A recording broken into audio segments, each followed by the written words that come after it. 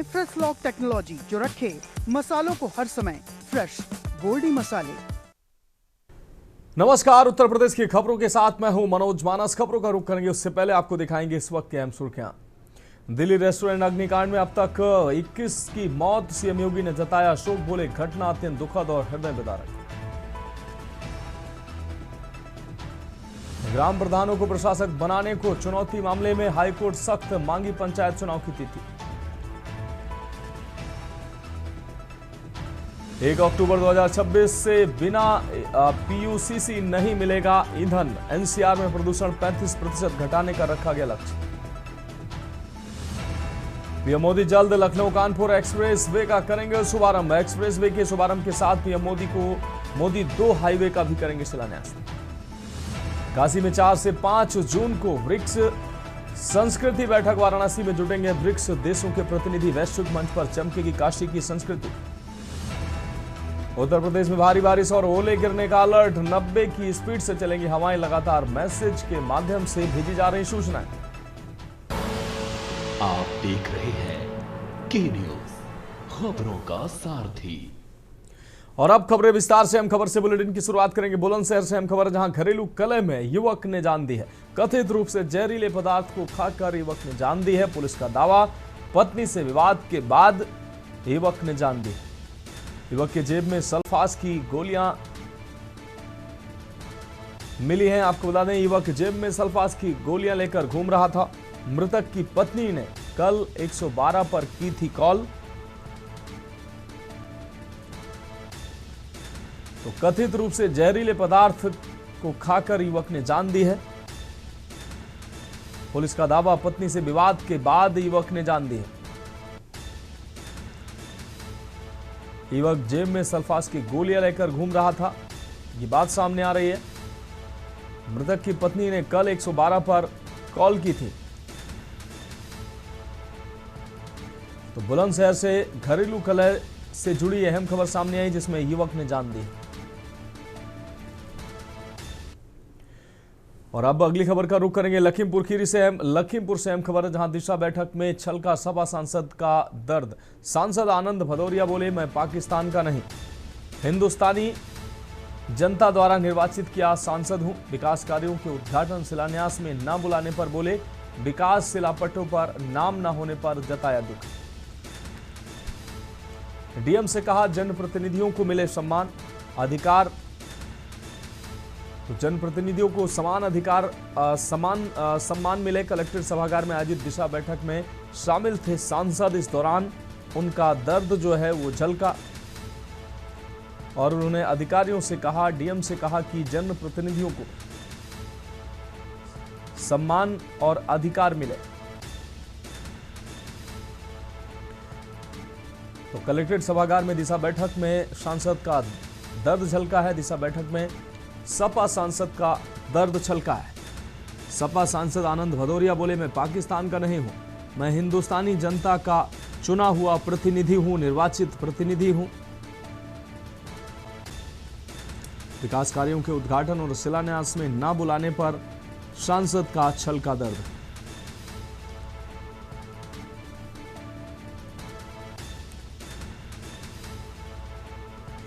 विकास शिलापटों पर नाम न होने पर जताया दुख।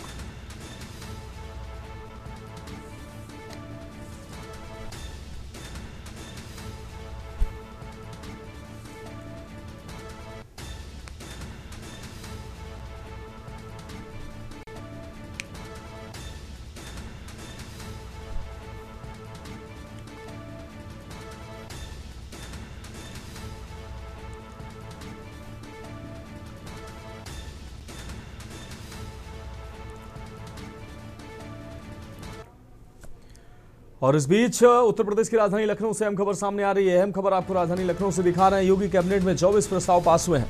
लखनऊ से इस वक्त की अहम खबर सामने आ रही है। 15 जून से 31 जुलाई तक मक्का क्रय अवधि निर्धारित की गई। यूपी बंदी, मृत्यु एवं मुआवजा भुगतान नीति पर भी चर्चा हुई है। 18 शहरों में एसी इलेक्ट्रिक बसों के संचालन पर भी सहमति बनी है। 18 शहरों में एसी इलेक्ट्रिक बसों के संचालन का प्रस्ताव भी पास हुआ है। सरकारी वकीलों को मानदेय और मासिक भत्ते भी बढ़ाए गए हैं। मोहनलालगंज में रजिस्ट्री दफ्तर के लिए जमीन तय की गई है। कानपुर नगर में नई जेल के निर्माण का प्रस्ताव भी मंजूर किया गया है। तो योगी कैबिनेट में 24 प्रस्ताव पास हुए हैं। इस वक्त की अहम खबर लखनऊ से आपको दिखाने। राजधानी लखनऊ से अहम खबर। 15 जून से 31 जुलाई तक मक्का क्रय अवधि का प्रस्ताव पास हुआ है। यूपी बंदी मृत्यु मुआवजा भुगतान नीति भी मंजूर की गई है। 18 शहरों में एसी इलेक्ट्रिक बसों के संचालन पर भी सहमति बनी है। इसका प्रस्ताव पास हुआ है। 18 शहरों में एसी इलेक्ट्रिक बसों का संचालन किया जाएगा।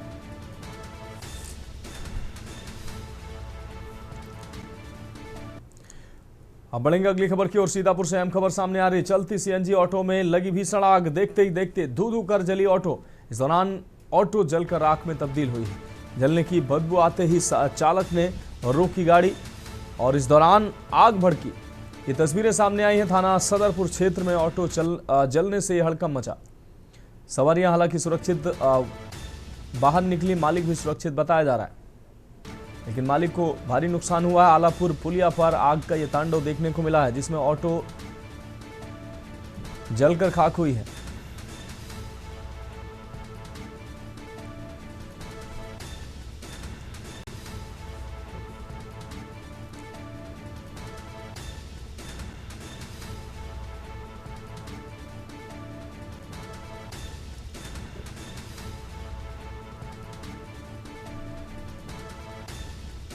तो चलती सीएनजी ऑटो में आग की घटना सामने आई है। सीतापुर से खबर आपको दिखा रहे हैं।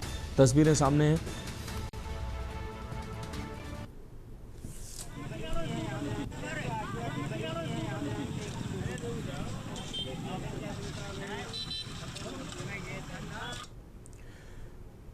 और अब बढ़ेंगे अगली खबर की ओर। खबर जालौन से, जहां रानी लक्ष्मीबाई सभागार में आए यातायात व्यवस्था को दुरुस्त करने और सड़क हादसों पर लगाम लगाने के उद्देश्य से संसदीय सड़क सुरक्षा समिति की बैठक हुई। बैठक में डीएम, पुलिस कप्तान, एआरटीओ और यातायात प्रभारी सहित अन्य जिम्मेदार अधिकारी मौजूद रहे।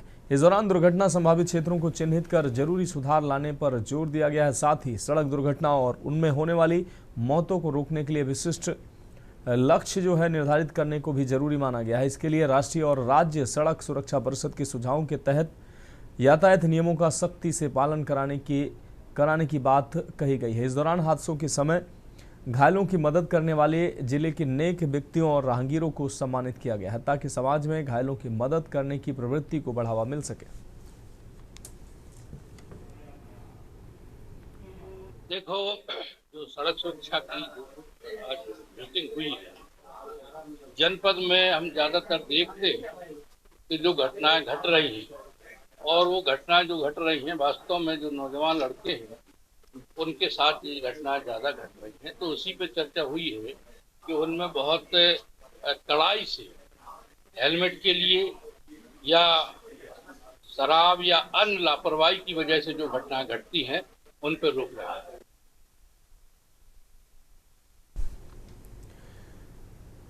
पिछले कई दिनों से लगातार सड़क सुरक्षा को लेकर लगातार प्रयास किया जा रहा है कि ताकि प्रदेश और देश की और जिले की सड़क सुरक्षा व्यवस्थित रहे। इसको लेकर कई तरीके के नुक्कड़ नाटक और मीटिंगें होती रही, लेकिन इस बार संसदीय सड़क सुरक्षा को लेकर एक बड़ी मीटिंग हुई, जिसमें जिलाधिकारी सहित सांसद और विधायक प्रतिनिधि और विधायक लोग मौजूद रहे। जिसमें से सिर्फ सड़क सुरक्षा को कैसे सही किया जाए, कैसे लोगों की जान बचाई जाए, किस तरीके से लोगों को जागरूक किया जाए, किस तरीके से लोगों को सड़क सुरक्षा के नियमों के बारे में बताया जाए, इसको लेकर आज बड़ी मीटिंग हुई और लोगों को इसको लेकर दिशा निर्देश दिए गए हैं।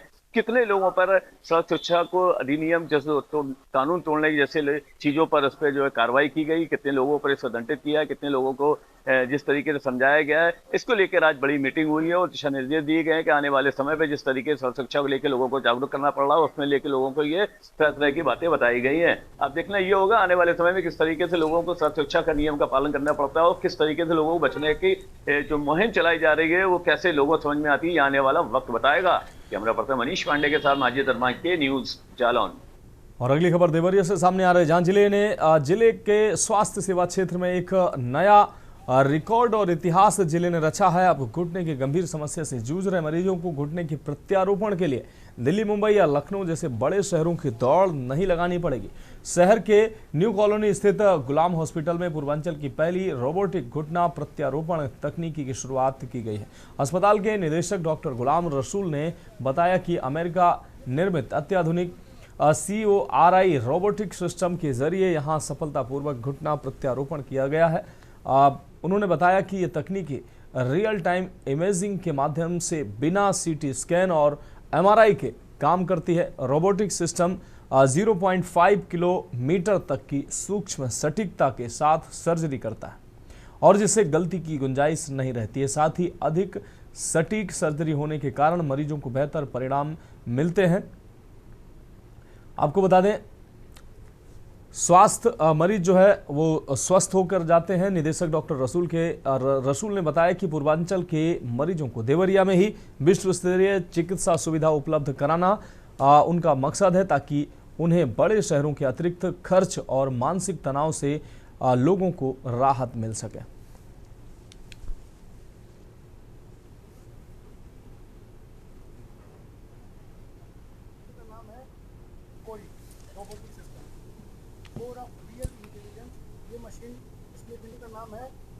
कोई robotic system, core of real intelligence, ये machine Smith and Nephew company की है, जो कि अमेरिकन है। ये मशीन इंपोर्टेड अमेरिकन मशीन है और ये मशीन पूर्वांचल में पहली बार यूज हो रही है। मैंने यूज किया, आज मैंने सुबह इसका 2 सफल घुटने का इसमें ऑपरेशन भी किया। दोनों मरीज सकुशल है और 100% हमारा ऑपरेशन सफल है। रोबोटिक ऑपरेशन का पर्पज क्या है कि एरर के चांसेस खत्म हो जाए।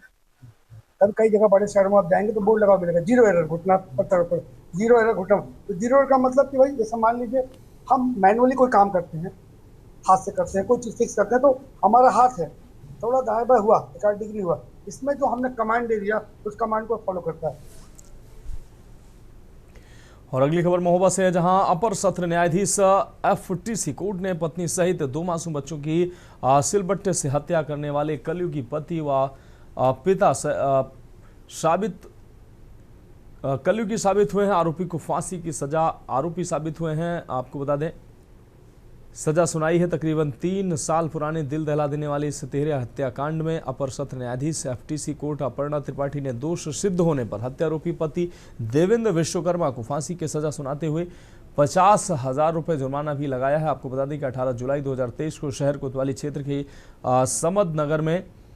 समदनगर इलाके में वारदात को अंजाम दिया गया था। आरोपी देवेंद्र विश्वकर्मा ने घरेलू विवाद के चलते क्रूरता की तमाम हदें पार करते हुए अपनी पत्नी राजकुमारी, साथ ही 9 वर्षीय बेटी और 6 वर्षीय छोटी मासूम बेटी को की सिलबट्टे से कुचलकर निर्मम हत्या कर दी थी। शासकीय अधिवक्ता दिनेश सिंह ने बताया कि तमाम गवाहों और साक्ष्यों का गहन अवलोकन करने के बाद आरोपी के कृत्यों को दुर्लभ से दुर्लभतम मानते हुए दोषी पति को मृत्यु दंड की सजा से दंडित किया गया है।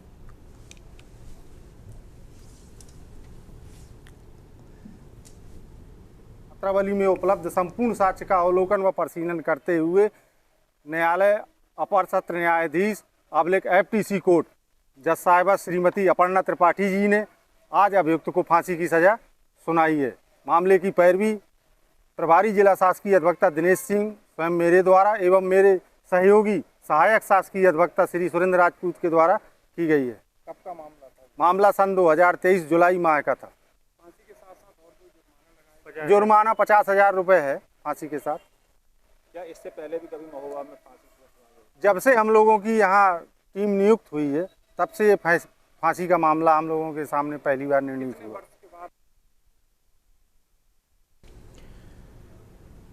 और अगली खबर रायबरेली से सामने आ रही, जहां जिले में वायु प्रदूषण रोकने के अभियान के तहत वन विभाग ने एक बड़ी कार्रवाई को अंजाम दिया है। गदागंज थाना क्षेत्र के मतीनगंज में बिना लाइसेंस पर्यावरण नियमों का उल्लंघन कर धड़ल्ले से चलाई जा रही 2 अवैध कोयला भट्टियों को वन विभाग की टीम ने पूरी तरह ध्वस्त कर दिया। ये भट्टियां कल्लू उर्फ वहाब और मोहम्मद इरशाद द्वारा संचालित की जा रही थी। अधिकारियों ने कार्रवाई वैधानिक बताते हुए कहा कि बिना अनुमति और मानकों के विपरीत चलने वाली इन भट्टियों से भारी वायु प्रदूषण हो रहा था।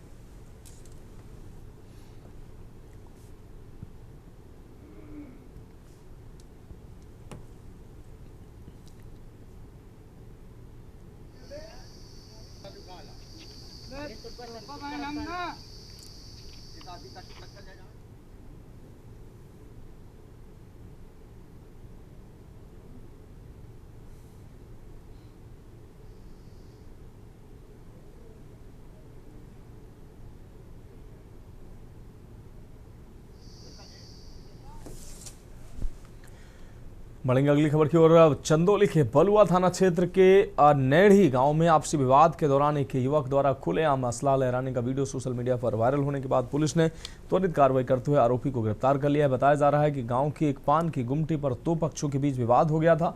इसी दौरान एक युवक ने असलाह निकाल लिया, जिससे मौके पर हड़कंप मच गया। स्थानीय लोगों के हस्तक्षेप के बाद मामला शांत हुआ, लेकिन किसी ने पूरी घटना का वीडियो बनाकर सोशल मीडिया पर वायरल कर दिया। वीडियो सामने आते ही पुलिस हरकत में आई और आरोपी की पहचान कर उसे गिरफ्तार कर लिया। पुलिस मामले में आगे की कार्रवाई कर रही है।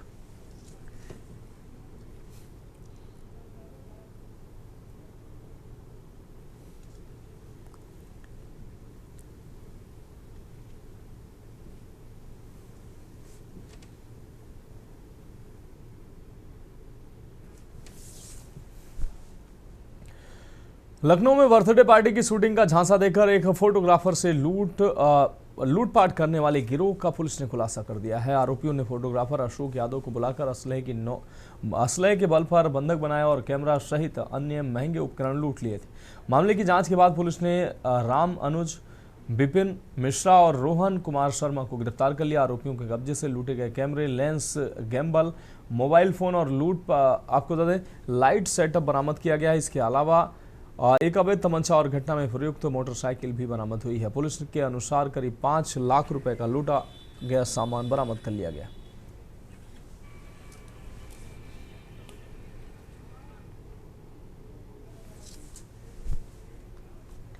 फिलहाल खबरों में वक्त एक अहम ब्रेक है, जल्द हाजिर होंगे।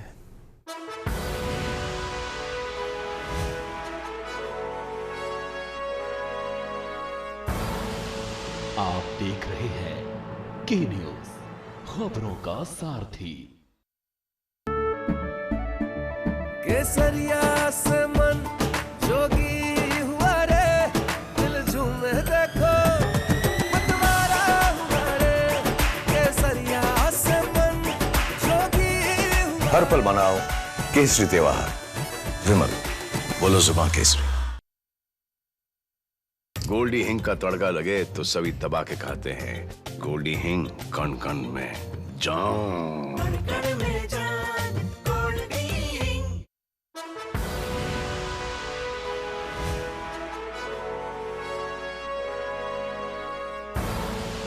आप देख रहे हैं के न्यूज, खबरों का सारथी। ब्रेक के बाद उत्तर प्रदेश की खबरों में एक बार फिर से आपका स्वागत है। अब बात अगली अहम खबर की करेंगे। राजधानी के इटौंजा थाना क्षेत्र के अंतर्गत अकबरपुर गांव में हुई एक युवक की सनसनीखेज हत्या के मामले का स्थानीय पुलिस ने महज कुछ ही समय में पर्दाफाश कर दिया है। पुलिस ने इस खौफनाक वारदात को अंजाम देने वाले मुख्य आरोपी को गिरफ्तार कर लिया है, जो कोई और नहीं बल्कि मृतक का सगा मामा ही निकला है। रिश्तों को कलंकित करने वाली इस घटना के पीछे की वजह बेहद हैरान कर देने वाली है। पुलिस उपायुक्त के निर्देशन में काम कर रही इटौंजा पुलिस ने त्वरित कार्रवाई करते हुए मृतक के सगे मामा ब्रजेंद्र प्रताप सिंह उर्फ ब्रजेश सिंह को गिरफ्तार कर लिया है। पुलिस पूछताछ में आरोपी ने अपना जुर्म कबूल कर लिया है। पुलिस द्वारा की गई सख्त पूछताछ में आरोपी मामा ब्रजेश सिंह ने हत्या की जो वजह बताई, उससे सुनकर हर कोई दंग रह गया। आरोपी ने बताया कि मृतक भांजे की हरकतें अपनी ही सगी बहन के प्रति कथित तौर पर अनुचित और आपत्तिजनक थी। भांजे की इन हरकतों से मामा ब्रजेश सिंह काफी समय से बेहद नाराज और आक्रोशित था। बदनामी और गुस्से के चलते उसने अपने ही भांजे को रास्ते से हटाने की एक और सुनियोजित और खौफनाक साजिश रच डाली।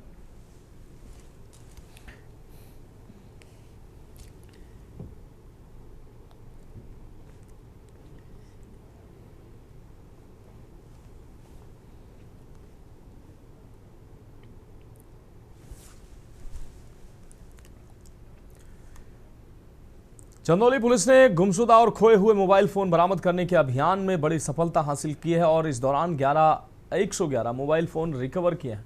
CEIR पोर्टल और सर्विलांस की मदद से बरामद किए गए इन मोबाइलों की अनुमानित कीमत करीब 33.30 लाख रुपए बताई जा रही है। पुलिस लाइन सभागार में आयोजित कार्यक्रम के दौरान पुलिस अधीक्षक आकाश पटेल ने मोबाइल स्वामियों को उनके फोन वापस सौंपे हैं। लंबे समय बाद अपने मोबाइल वापस मिलने पर लोगों के चेहरों पर खुशी लौट आई है।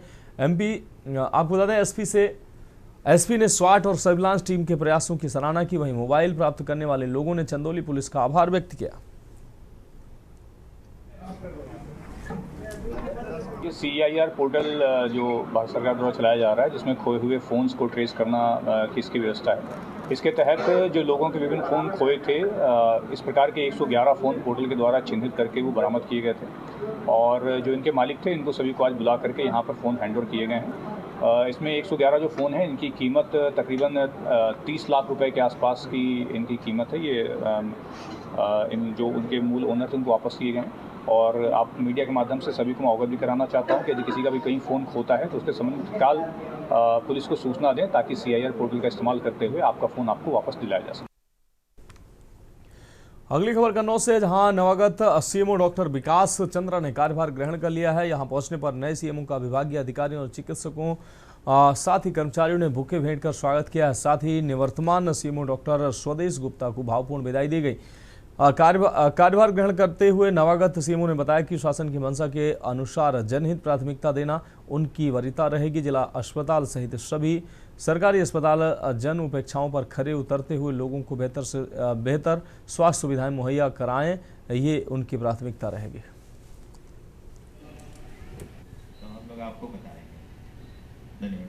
हाँ, पहले तो आप लोगों का बहुत बहुत धन्यवाद जो आपने यहाँ पर आके समय दिया अपना। और मेरी प्राथमिकता तो हमेशा स्वास्थ्य जो है प्रमुख चीज है किसी भी समाज के उत्थान के लिए। हर व्यक्ति का स्वास्थ्य ही मेन होता है। अगर स्वस्थ समाज होगा तभी हमारा भारत आगे विकास कर पाएगा। तो उसके लिए हमारे जैसे संबंधित है हमारे जिला अस्पताल है, तो उसमें आकस्मिक जिला अस्पताल एवं ग्रामीण स्वास्थ्य सेवाओं में आकस्मिक सेवाएं भी अच्छी हो जाएं और मातृ एवं शिशु विभाग में भी उनका भी संचालन अच्छी रूप से हुआ। अगली खबर अमरोहा से, जहां रिश्तों को शर्मसार कर देने वाला एक सनसनीखेज मामला सामने आया है। एक कलयुगी बेटे ने अपनी ही बुजुर्ग मां को करीब 7 महीने तक एक कमरे में बंधक बनाकर रखा। आरोप है कि आरोपी बेटा मां के साथ लगातार मारपीट करता था और उसे घर से बाहर नहीं निकलने देता था। मामले का खुलासा तब हुआ जब पीड़िता की बेटी ने पुलिस को इस पूरी बात की जानकारी दी। शिकायत की सूचना मिलते ही पुलिस ने तुरंत कार्रवाई की और मौके पर पहुंचकर महिला को कमरे से सकुशल मुक्त कराकर पीड़िता का चिकित्सीय परीक्षण कराने के बाद उसे बेटी के सुपुर्द कर दिया। आरोपी के खिलाफ कानूनी कार्रवाई शुरू कर दी गई है।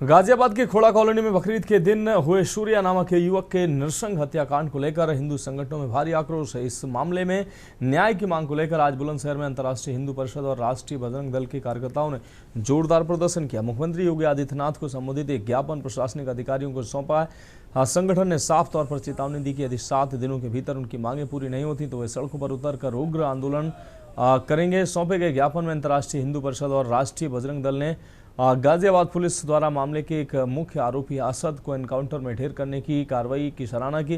हालांकि संगठनों ने इस बात पर गहरी चिंता और नाराजगी जताई कि हत्याकांड के कई अन्य आरोपी अब भी पुलिस की गिरफ्त से बाहर हैं।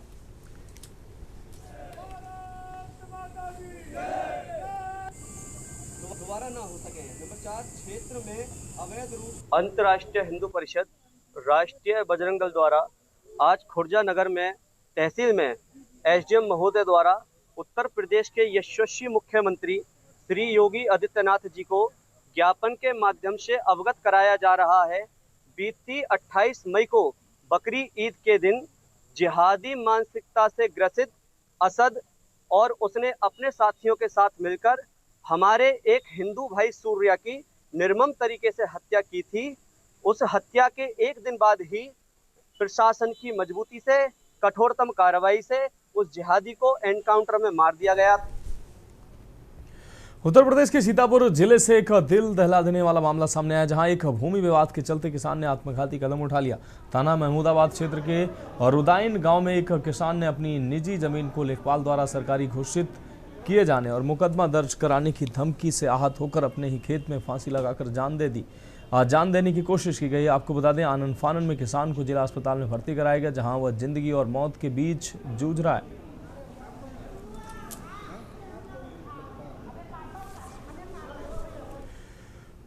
मुरादाबाद में उस समय हड़कंप मच गया जब जिलाधिकारी राजेंद्र पैशिया रोडवेज के निरीक्षण करने निकले और मुरादाबाद के पीतल नगरी डिपो एवं मुरादाबाद डिपो का पूर्ण निरीक्षण करने के बाद जिलाधिकारी राजेंद्र पैशिया पूर्व प्रबंधक अनुराग यादव पर जोरदार बरसे और बोले, मुरादाबाद डिपो एवं पीतल नगरी डिपो पर 400 बसों का आवागमन होता है, जाम की स्थिति पैदा होती है। सफाई की व्यवस्था पर नालों में गंदगी देखकर भड़के और बोले, यह गंदगी इस कदर नालों में क्यों है। नगर निगम के कर्मचारियों को बुलाकर तत्काल सफाई कराने के आदेश देते हुए बोले, शहर की आबो हवा को ठीक करने के लिए भ्रमण किया। जो रोडवेज पर कैंटीन दुकानदार व उनके काउंटर हटवाकर नालों की सफाई करवाई, जिससे यात्रियों को राहत की सांस मिल सके।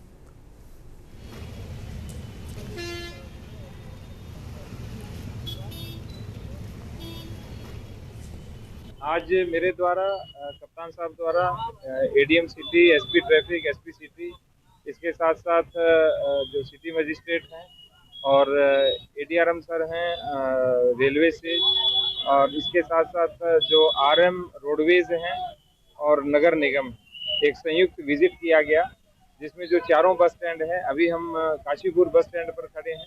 इसके बाद जो टांडा बस स्टैंड है, संभल के लिए बसें जाती हैं, फिर गल शहीद है, और उसके बाद जो काशीपुर पीतल नगरी वाला जो बस स्टैंड है, कटघर वाला बस स्टैंड, तो इन चारों का भ्रमण किया गया।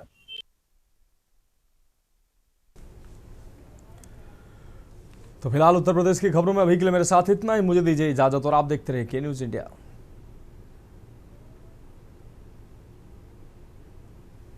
गोल्डी मसाले लाए हैं फ्रेश लॉक टेक्नोलॉजी, जो रखे मसालों को हर समय फ्रेश। गोल्डी मसाले।